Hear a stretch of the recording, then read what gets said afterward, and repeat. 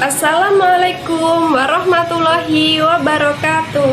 Tabi pun, perkenalkan nama saya Amanda Suryawidiati dengan NPM 2053053020. Saya dari Prodi PGSD kelas 3A Universitas Lampung.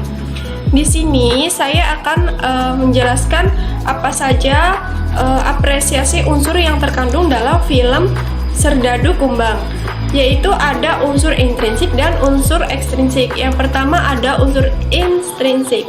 Nah, unsur intrinsik ini yaitu unsur yang terkandung dari dalam, yaitu ada judul. Nah, judulnya ini adalah Serdadu Kumbang.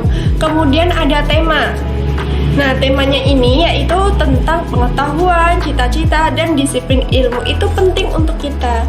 Nah, hal ini terjadi ketika sedang ditanya oleh ibu guru Imbok. Umek berkata bahwa cita-citanya adalah polisi. Acan ingin menjadi kiai, tetapi Amek malah malu ketika ditanya apa cita-citanya, dan dia pun hanya menggeleng. Dan selanjutnya yang ketiga ada penokohan. Nah, penokohan ini yang tokoh utamanya adalah Amek. Nah, buktinya bahwa Amek yang muncul pertama kali di dalam film Serdadu Kumbang dan yang menjadi pusat perhatian. Nah, selanjutnya ada tokoh tambahan, yaitu ada Umbe, Acan, dan Minun. Minun adalah kakaknya Amek. Nah, buktinya yaitu Umbe dan Acan adalah sahabat karib Amek. Nah, Minun selalu menghibur adiknya ketika bersedih dan selalu menyemangati adiknya. Selanjutnya ada Inak Siti. Nah, Inak Siti ini adalah ibunya Amek. Nah, buktinya bahwa ibu Amek ini atau Inak Siti yang buta huruf berlari ke sekolahan Amek untuk meminta tolong anaknya untuk membacakan surat dari ayahnya. Nah, tokoh tambahan lainnya yaitu ada Pak Alim, Pak Openg, Ketut, Zakaria atau ayahnya Amek, dan ada Ibu Guru Imbo dan juga Pak Pin. Nah, yang keempat ada perwatakan. Nah, perwatakan yang pertama yaitu ada Amek. Amek ini bersifat baik dan berhati besar dan juga cenderung jahil. Nah, buktinya bahwa ia berkata bahwa ia rela dihukum asalkan semua temannya dapat mengikuti ulangan. Nah, selanjutnya ada Umbe dan Acan dan teman-temannya ini jahil. Hal ini terbukti bahwa ketika teman-temannya ini ketahuan oleh Pak Pin sedang mencuri buah jeruk milik Pak Haji Idrus. Nah, selanjutnya ada Minun. Minun ini adalah kakaknya Amek. Dia berwatak perhatian dan juga pintar. Hal ini terbukti ketika si Minun ini rela mengambil uang tabungannya untuk mengambil kuda milik adiknya, dan Minun ini selalu menjadi juara kelas di sekolahnya. Kemudian ada Bu Guru Imbo. Bu Guru Imbo ini bersifat sabar atau dia memiliki watak yang sabar. Hal ini terbukti ketika Bu Guru Imbo selalu menasihati murid-muridnya. Kemudian ada Pak Alim. Pak Alim ini berwatak kasar. Buktinya Pak Alim ini selalu membentak murid-muridnya jika melakukan sedikit saja kesalahan. Nah, selanjutnya ada Inak Siti. Inak Siti ini berwatak perhatian atau Inak Siti ini bersifat memiliki sifat yang perhatian. Hal ini terbukti ketika Inak Siti sedang membangunkan Amek ketika Amek terlambat bangun pagi untuk pergi ke sekolah. Inak Siti ini ingin Amek bersiap-siap pergi ke sekolah agar tidak terlambat. Namun pada kenyataannya Amek tetap terlambat pergi ke sekolah dan ia pun dihukum. Nah, selanjutnya ada Pak Pin. Pak Pin ini berwatak sabar. Hal ini terbukti ketika Pak Pin sedang menasehati anak-anak dan tetap berkata sabar walaupun ia sedang marah. Selanjutnya yang kelima ada alur cerita.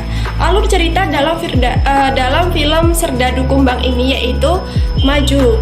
Nah, hal ini terbukti ketika pada saat itu Amek sedang bermain kumbang hitam. Nah, kemudian Amek bermain kuda dengan Umbe. Pada tahap klimaks atau puncak konflik, yaitu pada saat semua murid SD negeri dan SMP Mantar tidak lulus ujian nasional, dan pada akhirnya semua murid SD negeri dan SMP Mantar ini lulus ujian nasional. Hal ini terlihat dan dari urutan-urutan kejadian yang bersifat kronologis, yaitu peristiwa pertama diikuti peristiwa yang selanjutnya. Selanjutnya yang keenam ada tempat atau latar. Nah, latar yang pertama ini adalah ada di rumah Ame. Hal ini terbukti ketika Ame sedang menonton TV. Nah, latar yang kedua ada di sekolah. Hal ini terbukti ketika pada saat Ame dan kawan-kawan menuntut ilmu. Dan yang ketiga, latar tempatnya ada di bawah pohon cita-cita. Hal ini terbukti ketika tempat Ame dan kawan-kawan sedang bermain. Selanjutnya yang ketujuh ada suasana. Nah, suasananya ini yang pertama yaitu senang. Nah, pada suasana senang, hal ini terbukti ketika pada saat Ame dan teman-temannya lulus ujian. Mereka semua pun senang mendengar kabar tersebut. Nah, yang kedua ada suasananya yaitu bingung.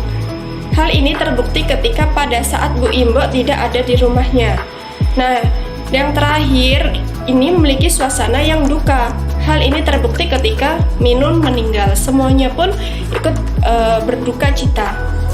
Nah, selanjutnya ada yang kedelapan yaitu latar waktu. Latar waktu ini terjadi dari pagi hingga malam hari.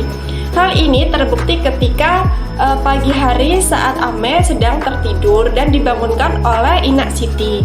Dan selanjutnya ada siang hari. Nah, siang hari ini terbukti ketika Ame mengikuti tanding kuda.